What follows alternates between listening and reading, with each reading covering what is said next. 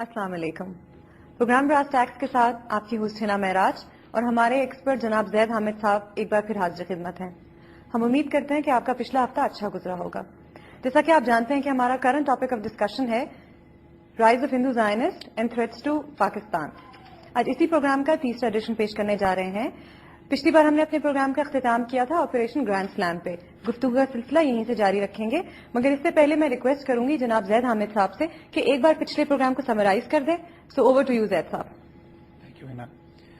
دیکھیے، جیسے آپ نے فرمایا کہ ہم نے پچھلی دفعہ آپریشن گرینڈ سلیم پہ اس پروگرام کو ختم کیا تھا. گرینڈ سلیم اور آپریشن جبرالٹر جو اس کے ساتھ ساتھ ملے ہوئے تھے، یہ وہ فوجی کارروائیاں تھیں جو پاکستان نے کشمیر کو ایک مسلح جہاد کے ذریعے آزاد کرانے کے لیے کوشش کی. آپریشن گرینڈ سلیم کے بعد 1965 کی وار شروع ہوتی ہے. 1965 کی وار اور 1971 کے درمیان کا دور آج ہم ڈسکس کریں گے. دیکھیے، ہمارے دشمنوں نے جو کچھ سازشیں اور جال آج پاکستان کے خلاف پھیلایا ہوا ہے، جو مکاریاں اور دھوکے بازیاں وہ آج ہمارے ساتھ کر رہے ہیں، ایگزیکٹلی وہی ہیں جو 65 اور 71 کے درمیان انہوں نے ہمارے ساتھ کی. یہ کیا وجہ تھی کہ 65 کی لڑائی میں جہاں ہم نے اتنی شاندار اپنے ایک عزت اور وقار کے ساتھ اپنی آبرو کا دفاع کیا تھا، 71 کی لڑائی میں ہمارا بازو ہم سے کٹ کے الگ ہو گیا. 71 کی شکست یا 71 میں ہمیں تکلیف یا ہمیں چوٹ جو لگی ہے وہ صرف 71 کے اسباب کی وجہ سے نہیں لگی ہے. اس کے لیے ہمیں 1948 میں جانا پڑے گا. ہم تاریخ اس کی دیکھیں گے اور وہ تمام اسباب اور واقعات کہ جہاں پر ہم نے سیاسی غلطیاں کی، جہاں ہم نے میدان جنگ میں غلطیاں کی، جہاں ہم نے ڈپلومیسی میں غلطیاں کی. دیکھیے، کچھ باتیں یاد رکھیے گا. قومیں جب جنگوں پہ جاتی ہیں تو ان کو 3 ہتھیاروں کی ضرورت ہوتی ہے. پہلا ہتھیار ان کی مسلح افواج ہوتی ہیں جو کہ کٹنگ ایج ہوتی ہیں، جو میدان جنگ میں جا کے مقابلہ کرتی ہیں. لیکن میدان جنگ میں کبھی بھی ڈیسائسو فیصلے نہیں ہوتے. ہمیشہ میدان جنگ کا فیصلہ کہ ڈپلومیسی کی ٹیبل پہ جا کے ریزالو کرنا پڑتا ہے. بڑے بڑے میدان جنگ کی فتوحات ڈپلومیسی میں لوگ ہار جاتے ہیں. بڑی بڑی میدان جنگ کی شکست کو ڈپلومیسی میں انسان کامیابی اور فتح میں تبدیل کر دیتا ہے. اور تیسرا ہتھیار جو ان کو چاہیے وہ میڈیا اور انفارمیشن وارفیئر اور پروپیگنڈا ہوتا ہے. دونوں طرف سے پروپیگنڈا کیا جاتا ہے، دونوں طرف سے جھوٹ بولے جاتے ہیں جس کو عام اصطلاح میں کہا جائے. لیکن مقصد ہوتا ہے اپنی قوم کا حوصلہ بلند کرنا. مقصد یہ ہوتا ہے کہ دشمنوں کو ڈیمورلائز کرنا، دشمن کا حوصلہ توڑنا. یہ تمام اسباب اور واقعات ہم یہ دیکھیں گے کہ ہماری انفارمیشن وارفیئر نے، ہماری فورن منسٹری نے، ہماری ڈپلومیسی نے اور ہماری افواج نے 65 کی لڑائی اور 71 کی لڑائی اور اس کے درمیان والے واقعات اور اسباب میں کیا کردار ادا کیے. یہ بہت اہم ہے، بہت زیادہ اہم ہے. اس لیے کہ آج ایک بہت واویلا کیا جا رہا ہے کہ پاکستان ٹوٹ جائے گا، پاکستان کو نقصان ہونے والا ہے. پاکستان آج سیاسی جماعتیں اور افراد ذرا سی بات پہ دھمکیاں دینے پہ آ جاتے ہیں کہ پاکستان ٹوٹنے لگا ہے. ہم یہ بالکل واضح کر دیں کہ اللہ کے فضل سے کچھ نہیں ہونے والا ہے. ایسی کوئی معاملہ، یہ سب خرافات ہے، یہ سب سیاست ہے جو پاکستان کو نعوذ باللہ خوف میں مبتلا کر کے مسلمانوں اور پاکستانیوں کو لوگ اپنی سیاست کرنا چاہتے ہیں. کوئی حالات و اسباب ایسے نہیں ہے جو 71 کے ہوں جو میں نقصان ہو. دشمن کوشش کر رہا ہے، وہ کرتا رہے گا. دشمن سے ہمیں کوئی شکایت نہیں ہے. شکایت ہمیں اپنوں سے ہوتی ہے کہ جو نہ اس تاریخ سے سبق سیکھتے ہیں، نہ اپنی قوم کو حوصلہ دیتے ہیں اور ہمت دیتے ہیں، نہ غلطیوں اور کوتاہیوں کو سمجھ کر اپنی غلطیوں کو درست کر کے دشمن کے حملوں اور دشمن کے وار کا جواب دینے کی کوشش کرتے ہیں. شکایتیں ہم سے ہیں. سانپ کا کام ہے ڈسنا، وہ ڈسے گا. ہمارا کام ہے اپنا احتیاط کرنا اور اپنے آپ کو محتاط رکھنا. یہ ساری باتیں ہم اس لیے کر رہے ہیں کہ اگر دشمن کے راز کھول دیے جائیں، اس کا گیم پلان کھول دیا جائے، اس کے سیکرٹس آؤٹ کر دیے جائیں تو اس کا مقابلہ آسان ہو جاتا ہے. Diagnosis is the first step towards cure. علاج اچھا اسی وقت ہو سکتا ہے جب مرض کی تشخیص اچھی ہو جائے. تو آئیے ہم آتے ہیں گرینڈ سلیم کے بعد. ٹھیک ہے، جس طرح ہم نے بات کی تھی کہ پاکستان نے اٹیمپٹ کی، ہم اخنور کیپچر نہیں کر سکے اور کشمیر پہ شدید دباؤ تھا. انڈینز فوج کشمیر سے ہٹ چکی تھی. اخنور پہ ہم نے اٹیمپٹ کیا، کوشش بہت کی. اینڈ بیٹل آف اخنور میں قیادت تبدیل ہو گئی فوج کی. 1.5 دن ضائع ہو گیا. دشمن کنسولیڈیٹ کرنے کا اس کو موقع مل گیا. ہماری ہائی کمان حکومت یہ سمجھا کہ اس وقت ایک خیال تھا، ایک تصور تھا، یقین دلا دیا گیا تھا پاکستانی حکومت کو اپنے فورن آفس کی طرف سے اور اپنے تمام اینالسٹ کی طرف سے کہ ہندوستان اس جنگ کو کشمیر میں محدود رکھے گا اور کبھی بھی بین الاقوامی سرحد پار نہیں کرے گا. اور فوج اسی خیال سے کشمیر میں آپریشنز کر رہی تھی. کشمیر میں جیسے ہم نے کیا انٹرنیشنل بارڈرز نہیں ہیں، یہ لائن آف کنٹرول تھی. جس کا بس چلتا تھا، جو کرتا تھا کرتا تھا. وہ رول اپلائی نہیں کرتے جو انٹرنیشنل بارڈرز پہ اپلائی کرتے ہیں. مگر جواب میں اتنا شدید دباؤ تھا انڈیا کے اوپر کہ انڈین وزیر اعظم نے، انڈین فوج نے یہ فیصلہ کیا کہ ہم دباؤ کو ہٹانے کے لیے اچانک سیالکوٹ اور لاہور پر حملہ کرتے ہیں. اب دیکھیے یہاں پر معاملہ کیا ہے. قدرت نے ہمیں کس کس طرح سے آگاہ کرنے کی کوشش کی اور ہم نے کہاں کہاں غلطیاں یہاں پہ کی. 3 ستمبر کو، 6 ستمبر سے 3 دن پہلے پاکستانی سپاہیوں نے ایک ڈاکیا پکڑا، فوجی ڈاکیا جو بھارتیوں کا، کہ جو ڈاک لے کے کشمیر سیکٹر سے سیالکوٹ سیکٹر کی طرف جا رہا تھا. جس میں بیٹل پلانز تھے، جس میں سارا یہ پلان لکھا ہوا تھا کہ 6 ستمبر کو حملہ کرنا ہے سیالکوٹ کیپچر کرنے کے لیے اور لاہور کیپچر کرنے کے لیے. وہ پلانز پورے ایز اٹ از ہمارے ہاتھ میں آ گئے. ہمارے لوگوں نے یہ سمجھا کہ یہ دشمن کی ایک چال ہے. کوئی ماننے کو تیار نہیں تھا کہ دشمن کے سارے راز ہمارے ہاتھ میں آ گئے. لوگ کیجول ہوئے اس کے اوپر. پھر بھی جنرلی آرڈرز پاس کر دیے گئے کہ آپ تھوڑی ڈپلائمنٹ لاہور میں کر دیں. سیالکوٹ میں تو ڈپلائمنٹ پریکٹیکلی ہوئی نہیں تھی. لاہور میں ڈپلائمنٹ تھوڑی بہت ہو گئی جا کے احتیاطاً کہ ٹھیک ہے دیکھتے ہیں. یہ 3 تاریخ کی بات ہے. 4 ستمبر کو پاکستان ہائی کمیشن دہلی نے ایک ارجنٹ ٹیلی گرام بھیجا ہے پاکستانی کیپٹل میں کہ دشمن 6 ستمبر کو حملہ کرنے والا ہے، تیاری کر لیجئے. 2 دن یہ ٹیلی گرام پاکستان فورن منسٹر کے ٹیبل پہ رکھا رہا ہے. انہوں نے نہ کھول کے نہیں پڑھا اور پاکستانی صدر کو نہیں دکھایا. سچ نیگلیجنس، کیسی نیگلیجنس. اور 6 ستمبر کے حملے کے بعد وہ ٹیلی گرام کھولا گیا کہ اس میں کیا لکھا ہوا. اللہ نے ہمیں بار بار موقع دیے، بار بار وارن کیا کہ دیکھو یہ ہونے والا ہے، تیاری کرو. اور صرف یہی نہیں، اللہ نے موقع دیے. سیالکوٹ پر دشمن کے جو pride of the Indian army, ان کا جو آرمڈ ڈویژن کہلاتا تھا، اس نے ایک خوفناک حملہ کیا سیالکوٹ سیکٹر کے اوپر. یہ وہ وقت تھا جب سیالکوٹ اتنا خالی پڑا ہوا تھا کہ سیالکوٹ 1 گھنٹے میں وہ سیالکوٹ کیپچر کر سکتے تھے. کھلا میدان تھا. لیکن انڈینز کو پتا تھا کہ 3 دن پہلے ان کے راز ہم کیپچر کر چکے ہیں. ان کو یہ یقین ہی نہیں تھا کہ پاکستانیوں نے ان کو سیریس لیا ہی نہیں ہوگا. وہ سمجھ رہے تھے کہ پاکستانیوں نے ان کے لیے کوئی بہت بڑا پھندا لگایا ہوا ہے. تو جب ان کا آرمڈ ڈویژن داخل ہوتا ہے سیالکوٹ کے میدانوں میں اور سیالکوٹ شہر سامنے ہے، تو وہ دیکھا انہوں نے کوئی مزاحمت نہیں ہو رہی ہے، تو خوف کے مارے رک گئے. ان کو یہ لگا کہ جیسے ہمارے لیے کوئی پھندا تیار کیا جا رہا ہے. اور اچانک ہماری وہ ٹینک ڈپلائمنٹ جو ڈپلائمنٹ ہو رہی تھی، یعنی ٹینک ہمارے جا رہے تھے سرحدوں پر ڈپلوائے کرنے کے لیے، ان کو پتہ ہی نہیں تھا کہ دشمن نے کہاں سے آنا ہے، نہ دشمن کو پتا تھا کہ ہم نے کہاں سے آنا ہے. اور اتفاق سے صورتحال کچھ اس طرح کی بنی کہ دشمن کے ٹینک سیالکوٹ کی طرف تھے اور ہم سائڈ سے ہمارے ٹینک آئے اور ایک مٹ بھیڑ ہو گئی. ہمارا رخ ان کی طرف تھا اور وہ سیالکوٹ کی طرف دیکھ رہے تھے، اور ہم نے ان کو سائڈ سے اور پش سے لیا جا کے اور اتنا مارا کہ ان کے pride of the Indian army کو اللہ نے ایسے کر دیا جیسے وہ کھایا ہوا بھوس تھے. مار کے ان کو اتنے روب میں مبتلا کر دیا جن کو پکا یقین ہو گیا کہ سیالکوٹ میں بہت بڑا ایمبوش ان کے لیے تیار کیا ہوا ہے. اللہ نے روب سے مدد کی ہماری. جن کو آپ اتفاق کہتے ہیں وہ اتفاقات نہیں تھے. اللہ نے اس ملک کو بچانا تھا، سیالکوٹ کو بچانا تھا. اگلے دن انہوں نے لاہور پہ حملہ کیا، لیکن اللہ کا شکر ہے وہاں ڈپلائمنٹ ہو گئی تھی. ہوا کیا 65 کی وار میں پھر؟ تو بنیادی طور پر یہ it was a comedy of errors from both sides. Indians نے جو جنگ شروع کی تھی انٹرنیشنل بارڈرز کے خلاف، وہ کوئی تیار نہیں تھے اس کے لیے. انہوں نے صرف کشمیر سے پریشر ہٹانا تھا اور کشمیر سے پریشر ہٹ گیا. جنگ پھر یہاں شروع ہو گئی. شروع میں ہم بھی بوکھلائے، لیکن اللہ کی طرف سے اس طریقے سے مدد آئی. پوری قوم دیکھیے 6 ستمبر کی صبح ایوب خان کی وہ تقریر آج بھی آپ سن لیتے ہیں تو وجود کے رونگٹے کھڑے ہو جاتے ہیں کہ لا الہ الا اللہ کے ماننے والی اس قوم پر دشمن نے حملہ کیا ہے، اور یہ قوم ایک سیسا پلائی ہوئی دیوار کی طرح اکٹھی ہو گئی. پوری قوم کے لیے ایک مقصد سامنے آ گیا. ایک دشمن نے ہم پہ حملہ کیا. جب انہوں نے تقریر میں یہ کہا کہ اٹھو اور ٹوٹ پڑو دشمن کے اوپر، تو پوری قوم نعرے لگاتی ہوئی سڑکوں پر آ گئی تھی. یہ وہ دن تھے کہ 17 دن کوئی جرم نہیں ہوا پاکستان میں. ٹرینیں وقت پہ چلتی تھیں، لوگوں نے حرام کھانا چھوڑ دیا تھا. لوگ دفتروں میں وقت اپنی ہر قسم کی ضروریات، اپنی جو ملک کی طرف ان کی ڈیوٹیز اور رسپانسبلٹیز ہوتی ہیں، انہوں نے اتنی خوبصورت طریقے. قوم ایک سیسا پلائی ہوئی دیوار بن کے کھڑی ہو گئی. ہماری نیوی نے، جو نیوی کا عالم تھا، ہم دوارکا تک نہیں، بالکل ہندوستان کی سرحد پہ گئے، دوارکا کو بمبار کر کے آئے، تباہ کیا ہم نے کو. غازی ہماری سبمرین پورے پانیوں میں ہماری حکومت کرتی پھرتی تھی، دشمن کے جہاز باہر نہیں نکلتے تھے. ہماری ایئر فورس نے ایم عالم صاحب نے 30 سیکنڈ میں 6 دشمن کے طیارے مار کر گرائے. یعنی اور دلیر لوگوں نے، مجاہدین، یعنی سپاہیوں نے اپنے خون سے کفارہ ادا کیا ان غلطیوں کا جو حکمران کر چکے تھے پہلے. جو جاں بازی اور جاں فروشی اور سرفروشی کی کہانیاں پھر آپ کو سننے کو ملتی ہیں لاہور کے دفاع کے لیے، سیالکوٹ کے دفاع کے لیے، جس طریقے سے مجاہدین نے، سپاہیوں نے اپنے آپ کو قربان کیا اور کفارہ ادا کیا ان غلطیوں کا جو حکمران کر رہے تھے. یہ ایک عجیب قوم، ایک سیسا پلائی ہوئی دیوار بنی ہوئی تھی. اس کیفیت میں چند دنوں کے بعد، جنگ 17 دن تقریباً چل چکی تھی، سٹیل میٹ ہو گیا. سٹیل میٹ کا مطلب یہی تھا کہ ہم نے جو آبجیکٹو تھا ہمارا، ہم نہیں حاصل کر سکے کشمیر میں. دشمن کا جو آبجیکٹو تھا سیالکوٹ اور لاہور کیپچر کرنا، وہ نہیں کر سکا اور جنگ ایک جگہ آ کے ٹھہر گئی. زید صاحب یہیں رکتے ہیں، وقت ہوا ایک بریک کا. ہم آپ سے ملتے ہیں بریک کے بعد. Welcome back after the break. 65 war stalemate. جی دیکھیے، 65 وار میں بنیادی طور پر 17 دن کی لڑائی کے بعد آلموسٹ ایک سٹیل میٹ تھا. یعنی کیفیت لیکن یہ تھی کہ اللہ کے فضل سے اس وقت پاکستان ایئر فورس کو ٹوٹل ایئر سپیریورٹی حاصل تھی. یعنی ہم نے ان کو اتنا مارا تھا ان کی فضائیہ کو کہ ان کی فضائیہ غائب ہی ہو گئی. اتنے فارورڈ ایئر بیسز تھے انڈیا کے، انہوں نے پیچھے ہٹا کے ریئر ایئر بیسز پہ لے گئے تھے وہ، کہ ان کو فرنٹ لائن پہ کوئی ایئر بیس ان کے جہاز کیری نہیں کر رہا تھا. ان کی نیوی دبکی ہوئی تھی، ان کی فضائیہ ہوا سے غائب ہو گئی تھی اور میدان جنگ میں سٹیل میٹ تھا.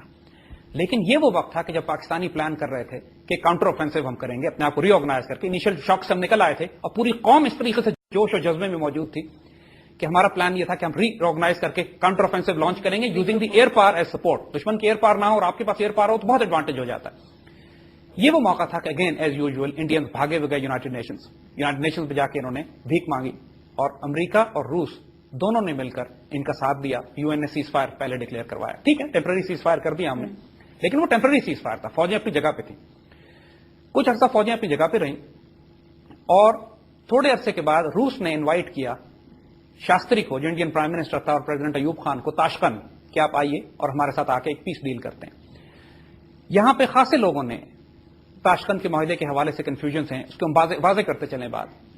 یہ وہ وقت تھا کہ یاد رکھیے گا پوری پاکستانی قوم کے حوصلے آسمان پہ تھے، ہم سیسا پلائی ہوئی دیوار بنے ہوئے تھے. سیز فائر سے پوری پاکستانی قوم کو دکھ ہوا، مگر اس کے کچھ عرصے کے بعد روس نے تاشقند میں انوائٹ کیا پاکستانی صدر ایوب خان کو اور بھارتی وزیر اعظم شاستری کو کہ آپ آئیے اور ہم امن کا ایک معاہدہ کرتے ہیں. اور اس امن کے معاہدے میں پاکستان نے جتنے ایڈوانٹیجز گین کیے تھے میدان جنگ میں، وہ ہم سب کے سب وہاں ہار کے واپس آ گئے.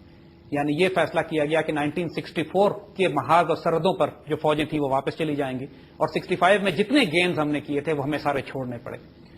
اتنا شرمناک معاہدہ تھا یہ، اور اس قدر یہ انڈیا کو فیور کرتا تھا کہ انڈین وزیر اعظم یقین نہیں کر سکتا تھا اس بات کو کہ پاکستان نے یہ معاہدہ سائن کر دیا. خوشی کے مارے اس کو دل کا دورہ پڑ گیا، وہ تاشقند میں مر گیا. شاستری ڈائیڈ ان تاشقند خوشی کے مارے، اور اس کی لاش واپس دہلی لائی گئی ہے. اور اس معاہدے کے بعد جب ایوب خان اپنے ڈیلیگیشن کے ساتھ، اپنے فورن منسٹر کے ساتھ پاکستان پہنچے ہیں، پورے پاکستان میں لٹرلی فسادات پھوٹ پڑے. یعنی لوگ غم و غصے میں سڑکوں پر نکل آئے کہ یہ کیا تم کی آبرو کا سودا کر کے آ گئے ہو، اور یہ کیا تم نے معاملہ طے کر دیا.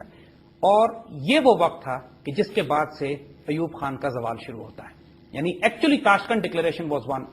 اور اس زمانے میں ذوالفقار علی بھٹو ایوب خان کی حکومت میں تھے، وہاں اس حکومت سے الگ ہوتے ہیں، اس کے بعد اپنی پیپلز پارٹی بناتے ہیں، اور پیپلز پارٹی یہاں پر اور مشرقی پاکستان میں عوامی لیگ ایک دوسری پارٹی تو زور پکڑنا شروع کرتی ہے 65 کی وار سے لے کے 70 کے درمیان.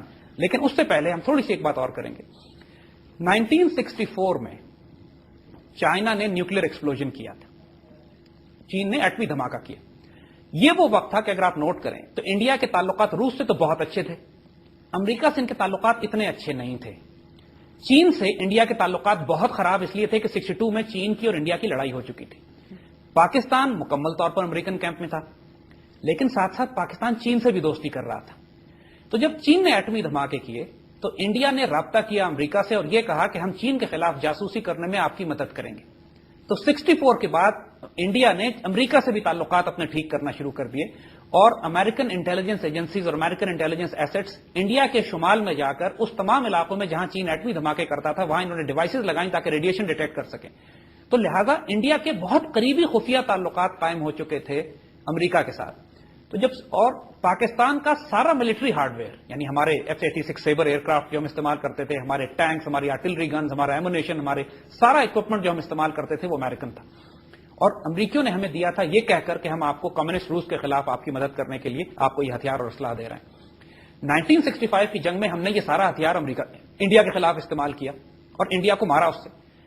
اب جب اس وجہ سے انڈیا نہ صرف امریکہ کے ساتھ اچھے تعلقات بنا چکا تھا اور روس کے ساتھ بھی اچھے تعلقات بنا چکا تھا، تو دونوں نے مل کر پاکستان پر شدید دباؤ ڈالا کہ تاشقند معاہدے میں آپ یہ، اور تاشقند معاہدے کو امریکہ کی اپروول تھی.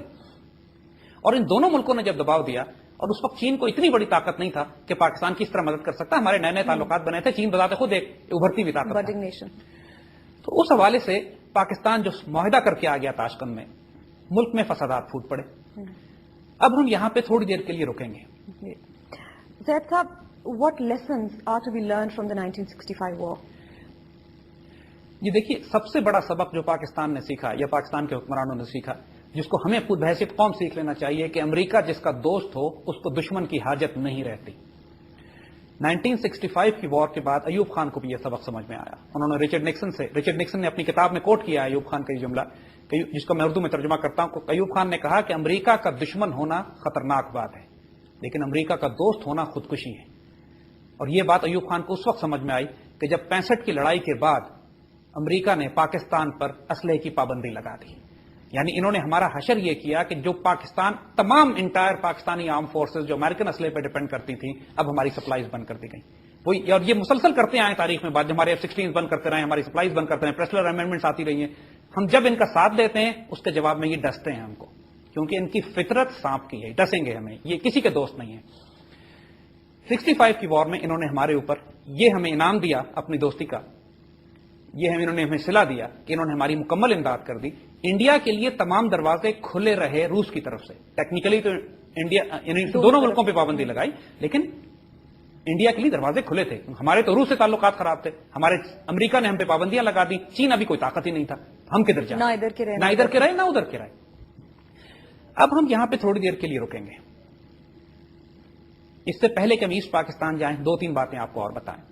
65 کی وار کے بعد, کیونکہ یہ 60 سے 65 کا جو پیریڈ ہے یہ انڈیا کے لیے بڑی ذلت کا پیریڈ تھا. 62 میں یہ چین سے پٹے تھے, 64 میں 65 میں رن آف کچھ میں مار کھائی, 65 کی لڑائی میں پھر یہ ذلیل ہوئے, جو مقصد حاصل کرنا چاہتے تھے نہیں کیے, بہت ان کو نقصانات ہوئے, اور یہی بھیک مانگتے ہوئے دنیا میں بھاگتے پھرے کہ سیز فائر کرا لیا جائے. اور ڈپلومیسی کی ٹیبل پر انہوں نے وہ کسی حد تک اپنے آپ کو سیلویج کرنے کی کوشش کی جو میدان جنگ میں یہ ہارے ہوئے تھے. اس کے بعد انڈیا میں ایک کمپلیٹلی نیا ڈیفنس ڈاکٹرن تیار کرنے کا حکم دیا گیا. سب سے پہلے 65 کی وار کے بعد تقریباً 68 میں را کا قیام وجود میں آیا, ریسرچ اینڈ انالیسس ونگ, جو ان کی سیکرٹ سروس ہے. دوسرا کام جو انڈیا نے کیا وہ انہوں نے اسرائیل کی سیکرٹ سروس موساد سے رابطے کرنے کا حکم دیا گیا ان کو. موساد اور را کے رابطے 1968 میں شروع ہوئے, اور انہوں نے موساد سے سیکھنا شروع کیا کہ بتاؤ ہم کس طریقے سے پاکستان کو قابو کریں. پاکستان ان کا بھی دشمن تھا, انڈیا کا تو تھا ہی. ڈیوڈ بن گوریان, جس نے اسرائیل کے فاؤنڈنگ فادرز میں سے ہے, اس نے بالکل شروع میں اپنے لوگوں کو نصیحت کر دی تھی کہ ہم رہیں یا نہ رہیں, اس بات کو یاد رکھنا کہ ہر ممکن طریقے سے, چاہے وہ ظاہر ہو یا باطن ہو یا چھپا ہو یا خفیہ ہو, پاکستان کی ریاست کو تباہ کرنا. تو جب انڈینز نے ان کے ساتھ ہاتھ بڑھایا ان کی طرف, تو انہوں نے ان کی کھل کے مدد کی. دیکھیے کھلم کھلا انڈینز اور اسرائیل کے ڈپلومیٹک ریلیشن شپ 92 میں قائم ہوئے, لیکن ان کے سیکرٹ ریلیشن شپ 68 اور اس سے پہلے قائم ہو چکے تھے. وجہ یہ تھی کہ انڈیا فلسطینیوں کے ساتھ بھی, چونکہ بیسیکلی روس کی طرف ہونے کی وجہ سے سوشلسٹ آئیڈیالوجی کے لوگوں کے ساتھ انڈیا کے تعلقات زیادہ بہتر تھے. Yasir Arafat PLO socialist ideology کے تھے اور روس کی طرف ان کا جھکاؤ بہت زیادہ تھا. تو یاسر عرفات اور انڈیا کے تعلقات بہت اچھے تھے, اندرا گاندھی کو وہ بہن کہا کرتا تھا. تو اس وجہ سے اسرائیل کے معاملے میں یہ کھلم کھلا ڈپلومیٹک ریلیشن شپ نہیں بنانا چاہتے تھے کہ اربوں سے تعلقات ان کے خراب ہوتے تھے. تو اس وجہ سے اسرائیل سے تعلقات انہوں نے خفیہ رکھے. اور اس تیسرا جو ایسپیکٹ انہوں نے 65 کی وار کے بعد جو فیصلہ کیا وہ یہ تھا کہ اب فوکس مشرقی پاکستان پر کیا جائے گا, اور مشرقی پاکستان کو پاکستان سے کاٹ کر الگ کرنا ہے. یعنی یہ 3 بڑے بڑے فیصلے 65 کی وار کے اور 71 وار کے درمیان انہوں نے کیا. را کا قیام آیا, را اور موساد کے تعلقات بڑھے, جہاں سے اس نے سیکھنا شروع کیا کہ مکاری ہوتی کیا چیز ہے. اور اس کے بعد تیسرا فیصلہ انہوں نے یہ کیا کہ مغربی پاکستان کو ابھی نہ چھیڑا جائے, پہلے مشرقی حصے کو کاٹ کے ہم الگ کرتے ہیں, اس کے بعد ہم معاملہ طے کریں گے. دیکھیے یہاں پر ہم تھوڑی سی باتیں آپ کو بتا دیں ڈپلومیسی کے حوالے سے. جیسے ہم نے بات کی تھی کہ ڈپلومیسی کے بغیر کوئی حکومت کوئی جنگ جیتی نہیں جا سکتی. رچرڈ نکسن نے, کیونکہ اس کا واسطہ یہ سارا پیریڈ وہ تھا جو رچرڈ نکسن کا وقت تھا, ایوب خان اور اندرا گاندھی اور انڈین شاستری وغیرہ, رچرڈ نکسن نے کامنٹس دیے تھے پاکستانیوں کے بارے میں بھی اور انڈینز کے بارے میں بھی, اور یہ سننے سے تعلق رکھتے ہیں یہ کامنٹس. رچرڈ نکسن نے کہا پاکستانی بہت سیدھے سادے سادہ لوگ ہیں, بیوقوفی کی حد تک. یہ سیدھے سادے سچے لوگ ہیں لیکن اتنے بیوقوف ہیں کہ ان کو ہر طرح سے ہم مینوپولیٹ کر سکتے ہیں. دوسرے ان کے مقابلے میں انڈینز اتنے مکار ہیں اور اتنے ہوشیار اور اتنے چالاک ہیں کہ ہم مجبور ہو جاتے ہیں, یعنی ہم امریکی مجبور ہو جاتے ہیں کہ انڈیا کی دیوی پالیسیز پہ چلنا شروع کر دیں. یعنی اس سے اندازہ کیجئے کہ ڈپلومیسی میں کس حد تک یہ لوگ آگے بڑھے ہوئے تھے, اور ہم نے ہمیشہ مار جو میدان جنگ میں جیتی ہے ڈپلومیسی میں کیوں کھائی ہے. 1948 کی وار بھی ہم ڈپلومیسی میں ہارے, 1965 کی وار بھی ہم ڈپلومیسی میں ہارے سے مطلب ہم نے وہ ایڈوانٹیج لوز کر دیا جو ہمارے پاس تھا. اب ہم یہاں پر تھوڑا سا 60, چونکہ ان کا فوکس مشرقی پاکستان پہ ہو گیا تھا, اس کے بعد ہم مشرقی پاکستان کو ڈسکس کریں گے. یہی رکتے ہیں, وقت ہوا ایک بریک کا, ہم آپ سے ملتے ہیں بریک کے بعد. Welcome back to Brass Tacks. Let's discuss the history of Awami League. یہ دیکھیے اب ہم یہاں پہ مغربی پاکستان کو چھوڑ کر مشرقی پاکستان کی طرف آتے ہیں, کیونکہ بہت ساری ڈیولپمنٹس مشرقی پاکستان میں ہو رہی تھیں جس کا نتیجہ 1971 کی وار میں نکلا. دیکھیے یہ کہنا, آج ہم بہت سارے ریکارڈ صاف کریں گے, بہت ساری باتیں ایسی کھولیں گے جو اس سے پہلے کبھی کھولی نہیں گئی ہیں. بہت ساری ایسی تاریخ ہے وچ از انسیڈ, اس کو ہمارے ہاں ڈسکس نہیں کیا جاتا. ہمارے ہاں صرف بلیم کیا جاتا ہے ان ایونٹس کو جو سقوط ڈھاکہ سے چند مہینوں پہلے یا چند ہفتوں پہلے جو ایونٹس ہوئے جس کی وجہ سے ڈھاکہ فال ہوا. نہیں, ڈھاکہ کا سقوط کا آغاز 1948 میں ہو چکا تھا. یعنی پاکستان بننے کے فوراً بعد. آئیے ہم آپ کو تاریخ ڈسکس کرتے ہیں, اور یہ تاریخ بہت پہلے کم از کم پاکستانی میڈیا پہ اس طرح ڈسکس نہیں کی. مجھے خود بہت سی باتیں آج پہلی بار پتہ چلی ہیں. یہ سمجھنا اس لیے ضروری ہے, میں بار بار اصرار کر رہا ہوں, دیکھیے یہ سمجھنا اس لیے ضروری ہے کہ جب یہ سارے لوگ جو آج شور کر رہے ہیں کہ پاکستان ٹوٹ جائے گا, وہ بالکل ایک جھوٹ اور ایک صرف ایک وہم کی مبنی بات کر رہے ہیں کہ پاکستان انشاءاللہ کبھی نہیں ٹوٹے گا. اب جو نقصان ہمیں ہوا تھا اس کی تاریخ 25 سال پرانی تھی. آج کوئی ایونٹس ویسے نہیں ہیں جن کی وجہ سے پاکستان کے ٹوٹنے کا کوئی اندیشہ ہو. ہمارے یہاں لا اینڈ آرڈر پرابلم ہے, سیریس ایشوز ہیں, پرابلم دقتیں ہو رہی ہیں, لیکن ساتھ ساتھ اس ساری تاریخ کو سمجھنے سے آپ کو یہ بھی اندازہ ہو جائے گا کہ آج کی سیاست میں جو ایلیمنٹس اور جو پلیئرز کھیل رہے ہیں, کام کر رہے ہیں, وہ کس حد تک انڈین آئیڈیالوجی سے متاثر ہیں, اس آئیڈیالوجی سے کہ جس نے مشرقی پاکستان میں ہمیں نقصان پہنچایا تھا. دیکھیے بنگال کے مسلمان بہت آگے آگے تھے پاکستان بنانے میں, اس میں کوئی شبہ نہیں. پاکستان ریزولوشن 1940 کی جو ہے وہ شیر بنگال نے پیش کی تھی, لیکن اس سے بھی پہلے ذرا ہم تھوڑا سا پیچھے آتے ہیں, ذرا کچھ باتیں نوٹ کیجیے گا. علامہ اقبال نے جس پاکستان کا خواب دیکھا تھا, علامہ اقبال نے جس پاکستان کی نشاندہی کی تھی, جس پاکستان کا ویژن اور ڈریم دیا تھا, اس پاکستان کا تعلق کشمیر سے لے کے سندھ تک تھا, اس میں بنگال کا ذکر نہیں تھا. دوسری طرف علامہ اقبال کے فوراً بعد چودھری رحمت علی, یہ وہ ہیں, چودھری رحمت علی دوسرے ویژنری تھے جنہوں نے اس کانٹیننٹ آف انڈیا میں نہ صرف یہ کہ تصور کیا کہ مختلف اسلامی ریاستیں ہونی چاہیے, انہوں نے ریاستوں کا ذکر کیا, اور دوسرا انہوں نے لفظ پاکستان دیا. دیکھیے لفظ پاکستان بنا کس سے ہے, ذرا اس کو نوٹ کیجیے. پی پنجاب کے لیے, اے افغانیہ, افغانیہ یعنی صوبہ سرحد جس کو چودھری رحمت علی نے نام دیا, کے کشمیر کے لیے تھا, ایس سندھ کے لیے تھا, اور تان بلوچستان سے لیا گیا تھا. آئی بیچ میں ایڈ کیا گیا تھا صرف اس جملے کو, اس لفظ کو مکمل خوبصورت کرنے کے لیے. پاکستان بنتا ہے پھر یہ لفظ بنتا ہے کشمیر, افغانیہ, سندھ, پنجاب اور بلوچستان. چودھری رحمت علی کے خواب میں, ان کے نقشے میں بنگال ایک الگ اسلامی ریاست تھی, بنگال کا تعلق پاکستان سے نہیں تھا. یہ دونوں مفکر دیکھ چکے تھے اس معاملے کو, کوئی روحانی طور پہ ان کو کوئی اشارہ تھا کہ جانتے تھے کہ اول تو بنگال اس پاکستان کا حصہ نہیں ہوگا, یا اگر ہوگا بھی تو اس کو ایک الگ ریاست کے طور پہ ہونا چاہیے, اور پھر ان مسلمان ریاستوں کا آپس میں اتحاد ہو. چودھری رحمت علی نے تو حیدرآباد دکن کو بھی عثمانستان کے نام سے ایک الگ ریاست بنایا تھا, اور بنگال کو بنگالستان کے نام سے ایک انہوں نے الگ اسٹیٹ بھی بنایا تھا 1940 کی ریزولوشن میں. اور دوسری بات یہ یاد رکھیے گا کہ مسلم تھاٹ پروسیس, جو پولیٹیکل تھاٹ پروسیس تھا, وہ فلوئڈ تھا, بن رہا تھا, آئیڈیاز آ رہے تھے, ڈسکشنز ہو رہی تھی, کوئی چیز طے نہیں ہوئی تھی. انگریزوں کی حکومت تھی, نیگوسیشنز ہو رہے تھے. تو 1940 میں جو قرارداد پاکستان پیش ہوئی ہے, اس کے اندر مسلم لیگ کی مجموعی اکثریت کی رائے یہی تھی, کیونکہ شیر بنگال نے خود قرارداد پیش کی تھی. یہ رائے پیش کی گئی کہ بنگال کو شامل کر لیا جائے, لیکن وہاں بھی لفظ اسٹیٹس استعمال ہوا تھا, یعنی جمع, اسٹیٹ کا لفظ نہیں تھا, اسٹیٹس کا لفظ تھا.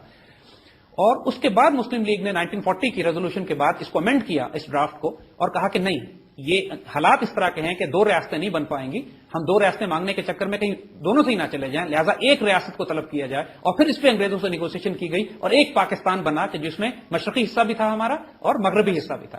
تو یہ تاریخ تھی بنیادی طور پہ فلسافیکل ڈائمینشنز کے لحاظ سے بھی, اور اس اسٹرگل کے لحاظ سے بھی کہ جو مسلمانوں نے کی پاکستان بناتے ہوئے. تو بنگال کے مسلمانوں کا بڑا رول تھا پاکستان بنانے میں, مسلم لیگ کا بڑا کنٹریبیوشن تھا بنگال کی. لیکن ساتھ ساتھ وہاں کچھ دقتیں اور بھی تھیں. 1948 میں جب قائد اعظم پہلی مرتبہ ڈھاکہ کے دورے پہ گئے پاکستان بننے کے بعد, تو قائد اعظم سے اسی وقت سوال کر دیا گیا تھا کہ پاکستان کی قومی زبان بنگلہ ہونی چاہیے. قائد اعظم نے بڑی سختی سے اس بات کو رد کیا اور فرمایا کہ نہیں, پاکستان کی قومی زبان اردو ہوگی. اور وہ یہ سمجھ چکے تھے کہ جو لوگ اس فتنے کو, اس شوشے کو چھوڑ رہے ہیں, وہ مسلم لیگی نہیں تھے, وہ پاکستان کے دوست نہیں تھے. اور یہ فتنہ ہندوؤں نے, انڈینز نے اسی وقت لانچ کر دیا تھا بنگالی نیشنلسٹ میں کہ اس لسانیت کی بنیاد پہ, قومیت کی بنیاد پر پاکستان میں ایک فتنہ کھڑا کیا جائے گا. چونکہ قائد اعظم اس فتنے کو دیکھ چکے تھے, لہذا آپ نے سختی سے رد کیا, بلکہ یہ تک کہا کہ جو یہ بات کرے گا وہ پاکستان کا دشمن ہوگا. یہ کلچرل ڈیوائڈ بنانے کے لیے دشمنوں نے پہلے ہی 48 میں کوشش شروع کر دی تھی. اب ہم آتے ہیں دو کیریکٹرز کی طرح. 1948 میں ایک صاحب جو کہ بہت بڑی سٹینڈنگ تھی بنگلہ دیش میں, یعنی اس وقت بنگلہ دیش نہیں تھا, ایسٹ بنگال تھا, ایسٹ پاکستان تھا, اس کا نام تھا مولانا بھاشانی. نام تو اس کا مولانا تھا, لیکن بنیادی طور پر وہ شخص ایک سوشلسٹ آدمی تھا. اس کی اورینٹیشن ماوئسٹ تھی, چائنا سے بہت قریب تھا, چین کے دورے بھی کر چکا تھا, اور بنیادی طور پر مارکسسٹ, ماوئسٹ اور سوشلسٹ آئیڈیالوجی کا وہ شخص حامل تھا, اور سخت بنگالی نیشنلسٹ تھا. اس نے ایک پارٹی بنائی جس کا نام پہلے عوامی مسلم لیگ رکھا گیا, لیکن بعد میں انہوں نے اس کو مسلم کا لفظ نکال دیا کیونکہ یہ سوشلسٹ اور سیکولر نظریات کے حامل تھے, لہذا اس کو عوامی لیگ کہا گیا. اس کے ساتھ اس کا ایک شاگرد یا اس کا جنرل سیکرٹری ایک اور شخص تھا، اس کا نام شیخ مجیب الرحمان تھا. شیخ مجیب الرحمان مارکسسٹ نظریات کا حامل تھا، وہ پرو رشیا تھا زیادہ، اور اس کے اس وقت سے ہی انڈیا سے تعلقات زیادہ قریب تھے. گو کہ دونوں سوشلسٹ تھے، لیکن ایک ماوسٹ تھے اور ایک پرو رشین اور پرو انڈین زیادہ تھا. مجیب الرحمان کی سٹینڈنگ کوئی نہیں تھی اس وقت. بھاشانی کا بہت بڑا نام تھا، کروڑوں فالوور تھے اس کے. مسلم لیگ کی قیادت بنگال میں اتنی مضبوط نہیں تھی، یعنی ان کا اتنا پرسنالٹی کنٹرول اتنا زیادہ اپنی قوم کے اوپر نہیں تھا. تو قائد اعظم کے انتقال کے بعد اور اس آہستہ آہستہ جس طرح سچویشن ڈائلوٹ ہوتی گئی، پاکستان کی سیاسی صورتحال کنفیوز ہوتی گئی، مغربی پاکستان میں بھی، تو ان سوشلسٹ نے، ان نیشنلسٹ نے، ان بنگالی نیشنلزم کو سپورٹ کرنے والوں نے، خاص طور پہ بھاشانی اور مجیب الرحمان نے اپنی خاصی جڑ پکڑنا شروع کر دی اس علاقے میں. لیکن زید صاحب، یہ استاد اور شاگرد تو دونوں بہت ہی ڈفرینٹ آئیڈیالوجیز رکھتے تھے. جی بنیادی طور پہ دیکھیے، ایک ان کی پہلے انہوں نے ساتھ دیا مسلم لیگ کا اس لیے کہ یہ انگریزوں کے خلاف تھے. ان کا خیال یہی تھا یقیناً کہ پاکستان ایک دفعہ پہلے انگریزوں کو نکالیں، اور جب بن جائے گا یہ علاقہ تو پھر ہم پاکستان کو بھی نکال کے یہاں اپنی حکومت بنا لیں گے. So they went step by step. ان کے فوراً ہی جیسے کہا نا کہ پاکستان بنتے ہی یہ شوشہ انہوں نے چھوڑ دیا تھا کہ بنگالی نیشنلزم سیپریٹ ہے اور ہم پاکستان سے الگ ہونا چاہتے ہیں، اور اس کا آغاز ہوا پہلے زبان سے. 1952 میں ڈھاکہ میں لینگویج رائٹس ہوئے، یعنی یہ لوگ اس قدر ڈیولپ کر چکے تھے کہ انہوں نے ایک شدید فساد کروائے وہاں پہ. پولیس نے گولی چلا دی، لوگ مارے گئے، مس ہینڈلنگ ہوئی پولیس سے اس سچویشن کی. پاکستان میں قائد اعظم اور لیاقت علی خان کے انتقال کے بعد پاکستان میں بھی آپ دیکھیں کہ سچویشن اس وقت پولیٹیکلی بالکل کنفیوز تھی.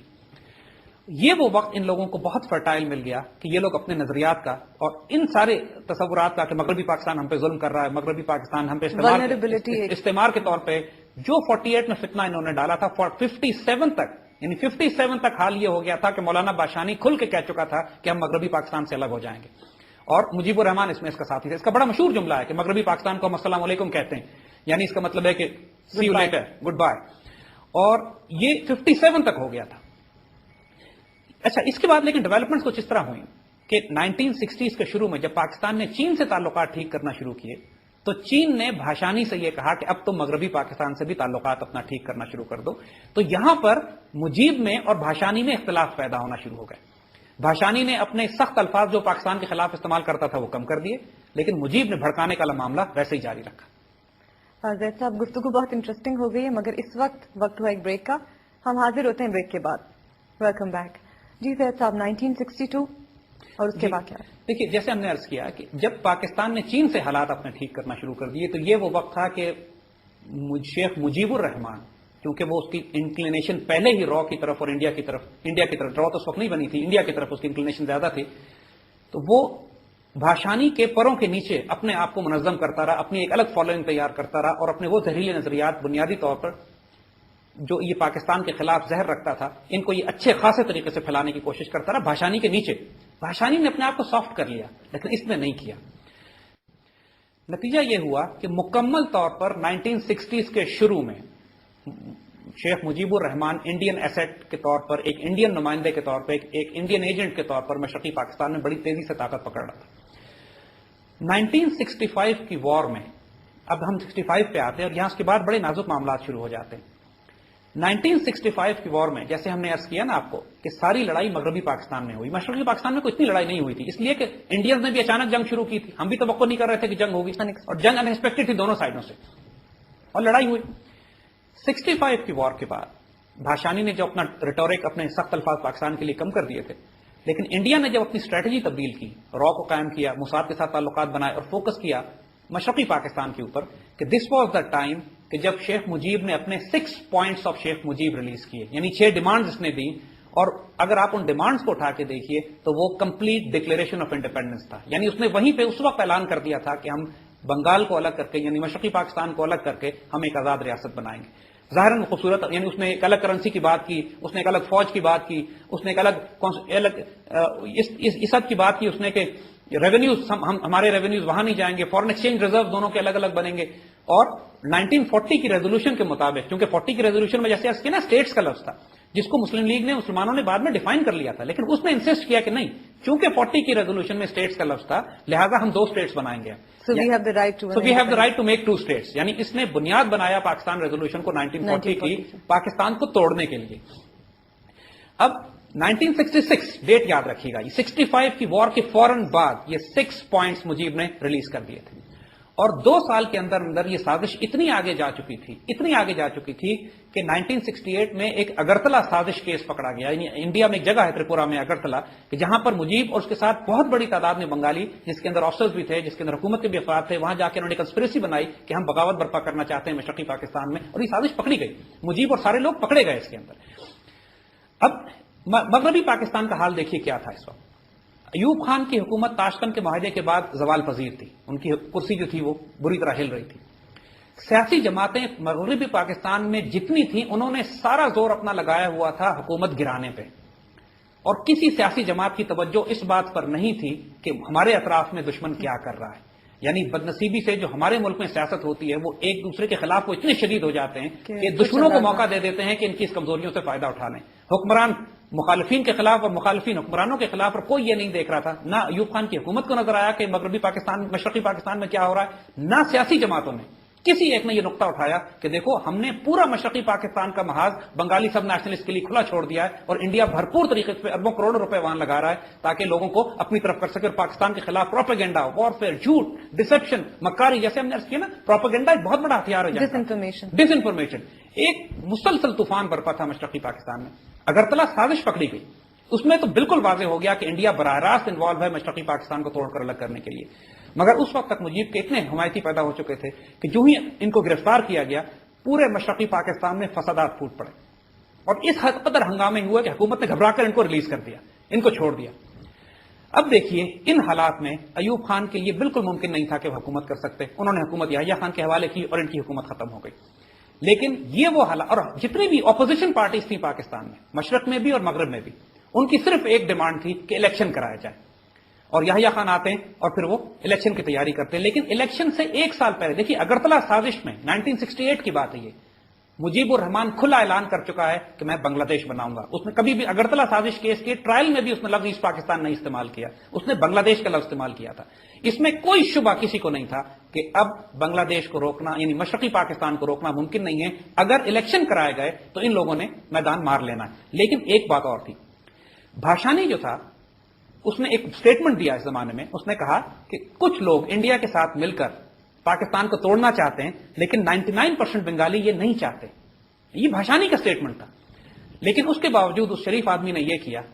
بھاشانی کے ہاتھ پہ بہت خون لگا ہوا ہے, یعنی وہ بہت زیادہ بھڑکایا کرتا تھا لوگوں کو پہلے مغربی پاکستان کے خلاف, اور بنگالی نیشنلزم کے حوالے سے اس کا رول بڑا کنفیوز رہا ہے لوگوں کے سامنے. اگرتلا سازش کیس میں مجیب کو رہا کرانے کے لیے اس نے فسادات کروائے, بھاشانی نے کروائے. لیکن جب یہ مجیب رہا ہو کے باہر آ گیا تو پھر مجیب کے خلاف اس نے ایک بیان بھی دیا.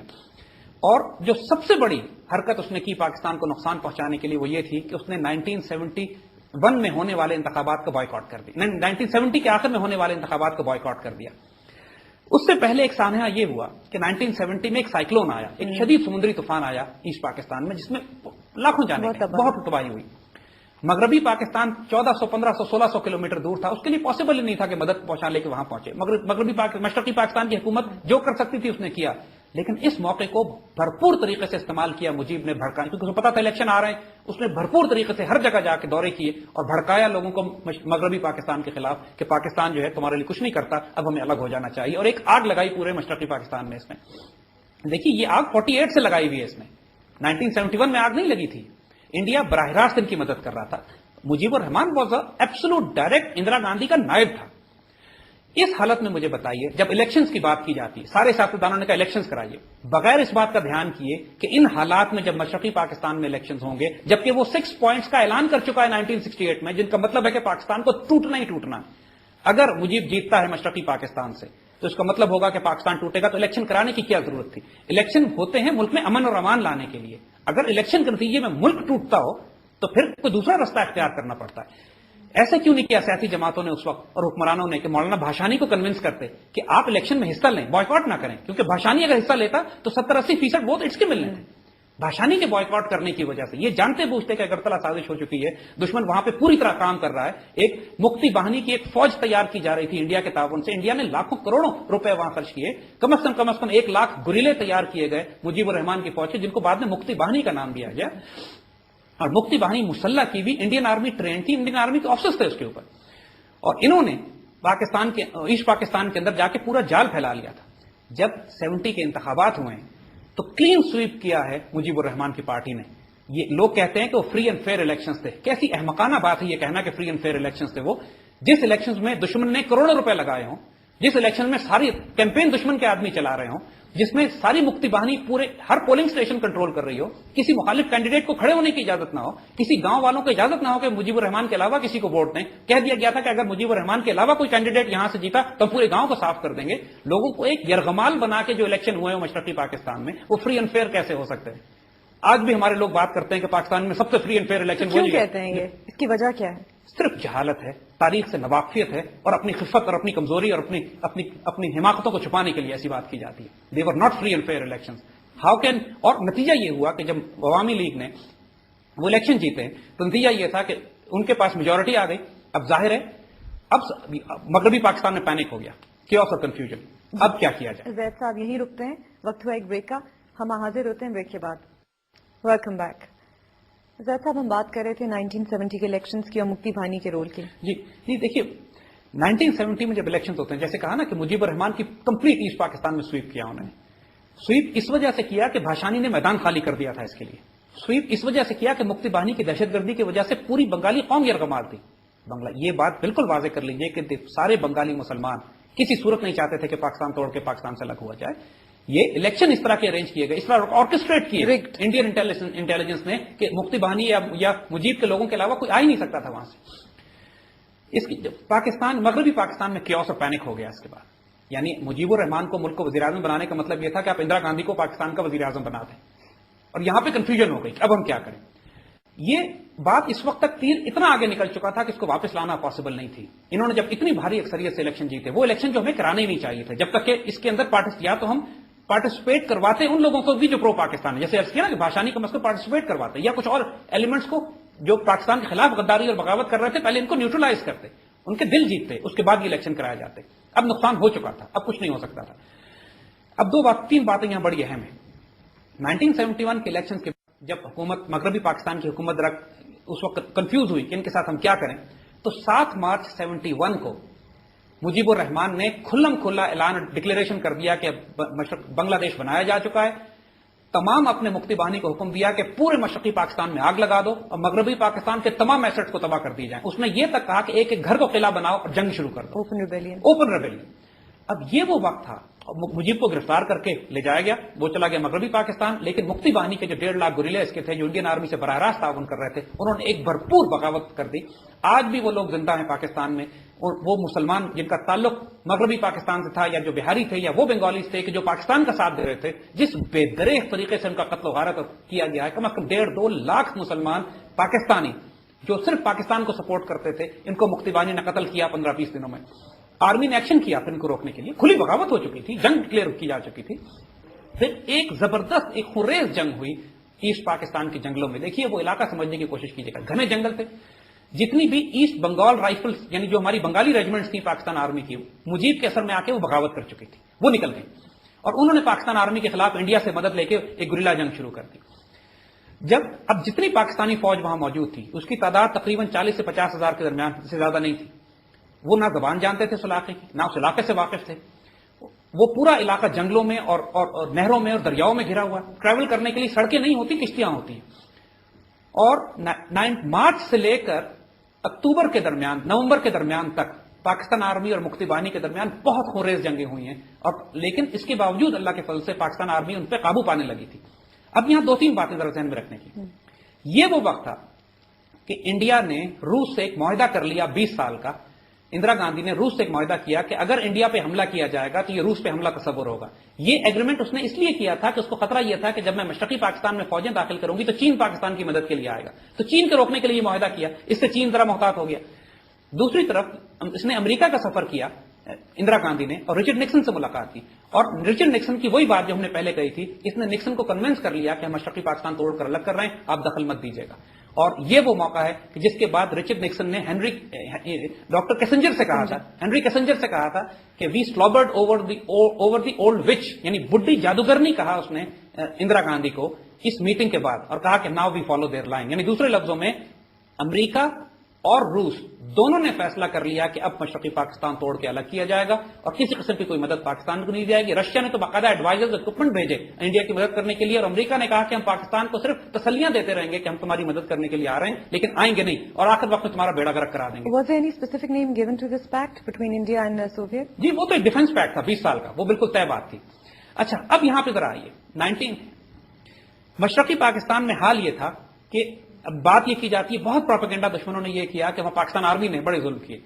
ہم آپ کو ایک ابھی اسکرین پہ وہ خط دکھائیں گے کہ جو امریکن ایمبیسی نے دہلی سے سیکرٹ لیٹر لکھا تھا انڈین گورنمنٹ کو, جس میں امریکن ایمبیسڈر ٹو دہلی اس نے انڈین گورنمنٹ سے کہا تھا کہ مفتی بانی نے قتل و غارت کا بازار گرم کیا ہوا ہے ایسٹ پاکستان میں, آپ ان کو روکیں کیونکہ آپ ان کو فنڈ کرتے ہیں, ریکوپمنٹ دیتے ہیں اور روک رہے ہیں.